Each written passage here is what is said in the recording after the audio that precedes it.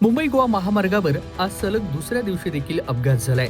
खेड तालुक्यातील भरणे नाका वेरळ परिसरात 1 मे रोजी आणखी एक अपघात घडलेला असून कार आणि दुचाकीच्या धडकेमध्ये 4 जण जखमी झाले आहेत। या घटनेमुळे काही काळ परिसरामध्ये गोंधळाचं वातावरण निर्माण झालेलं होतं।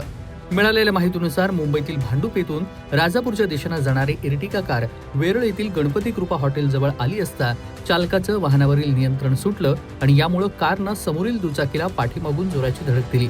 या धडकेनंतर कार रस्त्याच्या कडेला असलेल्या सर्व्हिस रोडवरती जाऊन भिंतीवरती आदळली। या अपघातामध्ये कारचं आणि बाईकचं नुकसान झालंय आणि यामध्ये दुचाकीस्वार जखमी झालाय। या अपघातामध्ये शीला राजाराम दळवी वय 74, सदानंद गणपत दळवी वय 65, गिरीश राजाराम दळवी वय 45 सर्व राहणार भांडूप आणि सोबतच दीपक अनंत गोवळकर वय 31 वेरळ हे जखमी झाले आहेत।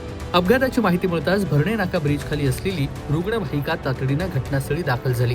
रुग्णवाहिका चालक सूरज हंबीर यांनी तत्परतेनं मदत कार्य करत सर्व जखमींना बाहेर काढलं आणि त्यांना उपचारासाठी कळंबणी येथील उपजिल्हा रुग्णालयामध्ये दाखल केलंय। या अपघाताची नोंद संबंधित पोलीस ठाण्यात करण्यात आलेली असून पोलीस पुढील तपास करतायत। कोकण कट्टा न्यूज, खेड, रत्नागिरी। कोकणातील प्रत्येक घडामोडींचे लाईव्ह अपडेट पाहण्यासाठी आताच कोकण कट्टा न्यूजच्या सर्व सोशल मीडियाच्या प्लॅटफॉर्मला लाईक, फॉलो आणि सबस्क्राईब करा।